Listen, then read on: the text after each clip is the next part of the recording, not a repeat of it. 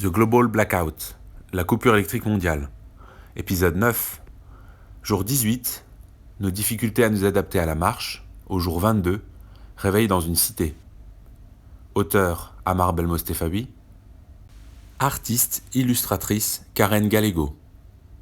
Vous trouverez nos coordonnées dans la description. Bonne écoute et bon visionnage à vous. Jour 18. Nos difficultés à nous adapter à la marche. Nous étions maintenant à 100 km de notre destination. Je pense que nous avons sous-estimé la distance à parcourir. En vélo, nous avions cumulé une distance que nous n'avions pas l'habitude de réaliser. Nous avons pu faire 100 km le premier jour. Obligés d'abandonner nos vélos pour venir en aide à ma cousine et aux petites, nous devions encore parcourir un peu plus de 230 km. Nous avions parcouru 50 km par jour. Il nous restait encore 2 jours et demi. Mon frère s'entêtait à penser que nous mettrions moins de temps. Je n'étais pas de son avis, car même si marcher est plus économique que courir, nous ne devions pas dépasser les 3,5 km par jour. Cela peut vous paraître faible, mais il fallait nous ménager, car nous ne savions pas ce qui nous attendait une fois sur place. Ce qui était sûr, c'est qu'il nous restait l'équivalent de 2 jours d'eau et 4 jours de nourriture. Heureusement que la route n'était pas trop vallonnée. Un faux plat de 2%, nous le ressentions déjà au niveau des jambes. Lors de notre périple, le plus pénible pour nous fut de trouver des endroits suffisamment sécurisés pour éviter l'agression et pour dormir sereinement. De plus, nous espérions toujours trouver mieux, des cartons, un abri, un arbre fruitier. La nuit, ce qui est marquant, c'est que l'absence de lumière artificielle dans la pénombre réveille tous vos sens. Vous percevez des bruits que vous n'avez pas l'habitude d'entendre quand vous dormez à la belle étoile. En cette période estivale, quand il ne pleuvait pas, nous avions pour vue celle des étoiles. C'est magnifique un ciel sans avion de ligne qui pollue notre ciel. Certains scientifiques disaient que le fait de bloquer le trafic aérien pendant une semaine pouvait considérablement améliorer la qualité de l'air. Nous étions en train de vivre ce moment. Les jours passant, sans moyen de transport à moteur, l'impression d'être moins soumis à la pollution était bien présente. Ce que je trouvais remarquable, c'est qu'il y avait tout de même des satellites qui se déplaçaient encore dans le ciel. C'est du moins ce que nous pensions être des satellites. Fonctionnaient-ils encore ? Il y avait des choses incommodes et embarrassantes. C'était l'odeur que dégageaient les personnes que nous avons croisées. L'hygiène n'était plus du tout au rendez-vous. Nous n'étions pas exempts. Les jours 20 et 21, nos doutes. Plus d'eau. Nous nous trouvons à une trentaine de kilomètres de notre objectif. Nous étions épuisés. Nous avons décidé de marcher de nuit pour plusieurs raisons. Il est plus facile de nous déplacer de manière furtive dans les rues de la capitale. Nous avons aperçu des groupes d'individus qui cherchaient de la nourriture. Ils faisaient main basse sur les biens matériels qu'ils pouvaient trouver. Ce qui nous a donné la force d'arriver à bon port, c'est le fait de devoir être sur nos gardes afin de ne pas se faire voir et capturer par ces voyous. Même la capitale n'était plus sécurisée par les forces de l'ordre. Tous ces événements vécus depuis notre départ de la campagne pour la métropole n'étaient pas de bon augure pour nous. Nous avons enfin fini par arriver devant le ministère de la Défense qui était quant à lui ultra sécurisé. Des barbelés et des hommes armés nous ont accueillis en nous mettant en joue. Je peux vous assurer que c'est impressionnant de sentir des armes chargées pointées vers nous. Il suffisait qu'il y ait juste le doigt d'un des militaires qui glisse, ou un sursaut, pour qu'une balle nous transperce en une fraction de seconde. Absolument impossible d'échanger, de se faire entendre face à des militaires en état de stress. La seule chose que nous avons récoltée en étant insistants, c'est un tir de sommation qui venait d'un toit et qui est arrivé au niveau de nos pieds. Nous avons rapidement compris qu'il était inutile d'insister. La frustration nous a traversé tout le corps.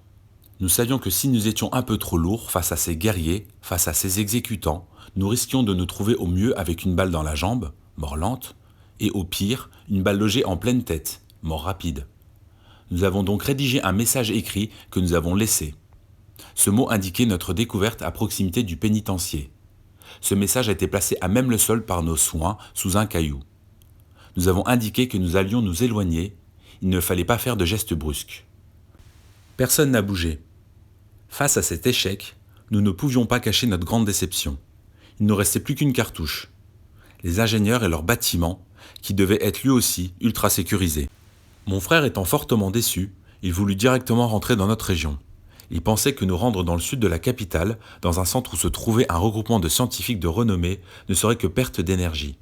Il insista sur le fait que nous étions les seuls à nous rendre dans la métropole, alors que le réflexe de toute la population était de s'éloigner du danger des grandes villes. De plus, nous n'étions même pas certains de croiser un seul scientifique au centre de recherche, qui était peut-être lui aussi abandonné comme la plupart des bâtiments administratifs visités lors de notre périple.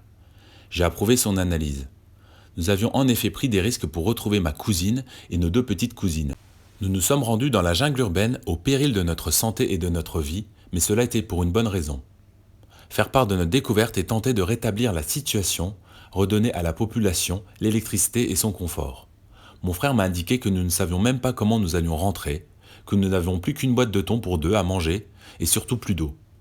Je lui ai exprimé mon respect pour son courage, mais nous ne pouvions repartir sans au moins avoir tenté de rencontrer une armée de scientifiques. Il a insisté en disant que nous risquions de nous retrouver dans la même situation que celle du ministère de la Défense, ou pire encore, devant un bâtiment vidé de ses occupants. Nous n'avions pas dormi depuis maintenant 24 heures, et je comprenais sa nervosité. J'ai indiqué que j'étais aussi dans un état d'épuisement. J'ai remis mes 2 sacs à dos et j'ai proposé de ne pas perdre notre temps et notre énergie à des bavardages. Il a acquiescé, et nous sommes repartis de plus belle vers le sud. Au fond de moi, je savais que mon frère avait en partie raison et que nous risquions notre vie et le non-retour. Faire demi-tour serait synonyme d'abandon, de regret, nous qui étions si proches du but. Nous avons quitté la ville, ce labyrinthe de bâtiments, en direction du sud. Il nous fallait encore parcourir environ 50 km. Nous devions traverser 2 cités. Toujours la même chose. On pouvait voir des rideaux se lever et se baisser aussitôt que nous passions à proximité de ces tours de béton. La même réaction dans les villes que dans les campagnes. Je me suis cru en open space en ayant cette impression d'être toujours surveillé. Dans la première cité, nous pouvions voir des voitures brûlées, mais personne n'a été croisé dans les rues. Cela s'apparentait à une traversée du désert. À la deuxième cité, nous avons entendu des sifflements et des bruits métalliques qui nous ont fait accélérer le pas. Rien à faire. Ceux qui émettaient des sons se rapprochaient de plus en plus de nous. À un moment, nous avons compris que nous étions entourés de mecs à casquette. D'autres étaient cagoulés. Je pense que dans cette situation, il est impossible de fuir sans risquer pour nos vies. Encerclés, un des gars que j'estimais être le chef de la bande nous a demandé ce qu'il se trouvait dans nos sacs. Mon frère a sorti la boîte de thon qu'il nous restait et il l'a lancée en la direction du patron. Blasé, mon frère a ajouté qu'il pouvait manger cette conserve pour son 4 heures si cela lui chantait. Le patron de la bande s'est mis à rire. Il a exigé que je lui explique ce que je faisais dans sa cité. Et avant que je puisse répliquer, il me demanda si je voulais refaire un combat contre lui. Sur le coup, je n'avais pas compris et pas du tout reconnu le chef qui avait une écharpe devant le visage en cette période estivale. J'avais en effet participé à des combats de boxe en métropole et dans le sud. J'avais perdu au poing contre ce boxeur coriace qui m'avait mené au premier round et qui n'était jamais tombé KO ni au second ni au 3e round. Un homme solide. Ma cousine, celle qui a 2 enfants, et moi, nous avions fait de nombreux combats dans des grandes villes et la plupart du temps, nous étions voués à nous-mêmes. Ma cousine avait été 2 fois championne nationale et 1 fois vice-championne nationale surclassée en boxe pied-point. Par la suite, ce boxeur est donc devenu champion international, pendant que moi je m'étais concentré sur un autre moyen de gagner ma vie. J'avais préféré mettre mes capacités physiques au service du milieu de la nuit. J'avais mes raisons pour me rappeler de cet ancien combattant de boxe. Par contre, il faut croire que j'avais marqué son esprit plus de 10 ans après. C'était coup pour coup. À chaque fois qu'il m'avait porté une attaque au poing, je l'esquivais et je frappais de toutes mes forces au niveau de la tempe ou de la mâchoire. Même avec sa garde, l'onde de choc était tellement forte que sa garde volait en éclats. À bout de force, je reprenais mon souffle et je recommençais tel un boxeur tape dans un sac de frappe sans relâche. Quand la cloche avait sonné et indiqué la fin du dernier round, j'avais été déclaré perdant. J'ai expliqué la situation à mon frère, qui, je peux comprendre, n'était pas très rassuré de voir des gars de quartier armés nous encercler. La tension est descendue. Ils nous ont proposé de les suivre. Le boxeur nous a fait remarquer que nous avions des têtes de morts vivants. Nous étions en effet épuisés. Nous sommes entrés dans un immeuble et nous avons rejoint ce qui ressemble à un local vélo aménagé. Comme le veulent certaines cultures, nous avons mangé avec ce groupe qui paraissait très organisé et surtout très soudé. Avec difficulté, nous nous sommes retenus de boire pour éviter de couper la faim. Après avoir fini notre repas, nous avons eu le droit à un bon thé chaud. Nous étions au moins une 40aine dans ce local. Je ne compte même pas ceux qui étaient debout dans le couloir. Nous avons profité de nos échanges pour raconter notre périple et surtout pour expliquer notre trouvaille qui serait à l'origine de cette coupure totale d'électricité. Eux aussi nous ont expliqué que tout le monde est descendu dans la rue le jour de la coupure. Certains sont restés coincés dans des ascenseurs. Mais rapidement, la population du quartier s'est organisée et tout a été réquisitionné. Tout a été rationné. L'accès aux magasins, aux pharmacies, aux bureaux de tabac et tout ce qui peut faire l'objet de convoitises dans cette période de razzia a été sécurisé par la population elle-même. Cette journée 21 qui devait être une galère fut une très bonne surprise pour nous. Nous avons échangé jusque tard le soir. À un moment, nous commencions à voir les yeux qui se fermaient. Mon frère m'a secoué une fois. Étant dans un état second, n'ayant pas dormi depuis quasi 48 heures, il était sage de nous laisser nous reposer. Nous avons eu le droit à un matelas chacun. Ces derniers étaient posés à même le sol. Avant tout, nous avons eu le droit à une bouteille d'eau chacun pour nous laver. Je me suis endormi aussi vite que je me suis allongé et je ne crois pas avoir rêvé. Jour 22. Réveil dans une cité. Au réveil, nous avons eu le droit à un verre de lait et à du pain. Il devait être un peu plus de midi. Nous étions rechargés et nous pouvions reprendre notre route. Il nous restait environ 30 km à parcourir. C'est du moins ce que nous croyions. Avant de quitter nos nouveaux et nombreux amis, nous avons eu le droit à 3 litres d'eau chacun. J'ai vivement remercié ce boxeur qui était devenu pour moi un ami. Nous avons convenu de passer de nouveau dans leur quartier et leur raconter notre aventure dans le sud de la capitale. Tranquillement, détendus, nous avons ainsi repris notre route. Nous pensions que nous serions arrivés en fin de journée, mais, encore une fois, rien ne s'est passé comme prévu. Nous avons pris une mauvaise direction tellement nous étions décontractés. Après environ 20 km de marche, nous avons enfin fini par comprendre que nous n'étions pas en colonie de vacances et qu'il fallait que nous soyons plus vigilants. Il est vrai que manger et dormir à notre faim nous a remotivés. Mais pas au point de se tromper de chemin, surtout avec cette chaleur écrasante. Le fait de parler de notre rencontre nous a fait perdre le nord, ou du moins le sud. Nous avons donc sorti notre carte, qui restait approximative par rapport à son échelle, et nous avons coupé à travers champs et chemins pour retrouver notre route. Commençant à être habitués à la marche, nous avons maintenu un bon rythme moyen de croisière. Nous n'avons croisé personne, en fait quasi personne. Nous avons rencontré une situation qui, dans un premier temps, nous a fait sursauter, mais qui, dans un second temps, nous a fait penser à un film de western. 2 cavaliers ont surgi de nulle part et ils sont passés au galop à moins de 5 mètres de nous. C'était une situation totalement inattendue. Nous avions marché en tout et pour tout environ 40 km et cela commençait à faire long. Est-ce que nous nous étions encore trompés de route ? La nuit allait bientôt tomber. Je comprenais pourquoi les cavaliers fonçaient. Ils voulaient sans doute rejoindre leur famille avant la tombée de la nuit. Sauf qu'ils ont fait demi-tour. Mon frère a fait main basse sur sa batte de baseball afin de parer à toute éventualité. L'un des 2 cavaliers nous a montré son arme, une carabine, en indiquant que s'il voulait nous attaquer, il avait de quoi nous mettre hors service à distance. Il nous a demandé notre route. Quand nous avons indiqué le nom de la ville, ils nous ont signalé que nous n'avions pas pris le chemin le plus court. Ils nous ont proposé de monter à cheval. La dernière fois que j'étais monté sur ce genre d'animal, c'était un poney. J'étais très jeune. De plus, vu la vitesse à laquelle il se déplaçait, je me voyais déjà en train de chuter. Mon frère a acquiescé. Je n'ai pas eu d'autre choix que de le suivre dans sa décision. Nous avons peut-être fait moins d'1 heure de cheval, mais je crois que je vais me rappeler de cette situation un bon bout de temps. Mon cavalier était tellement concentré sur sa monture que je pense que s'il m'avait perdu en route, il ne s'en serait aperçu qu'une fois arrivé à destination.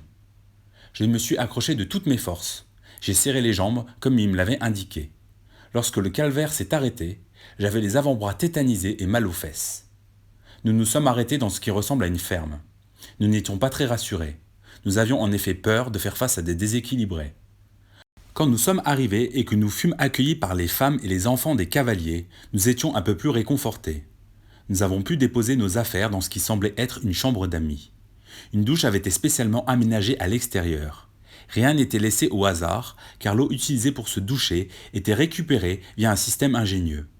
L'impression que ces personnes donnaient, être préparées à ce genre de situation. Comme notre mère, ces 2 familles détenaient un élevage de poules. Quel plaisir pour nous de manger une omelette frite. Il nous a été proposé de l'alcool, mais nous préférions un bon thé et manger des fruits rouges en dessert.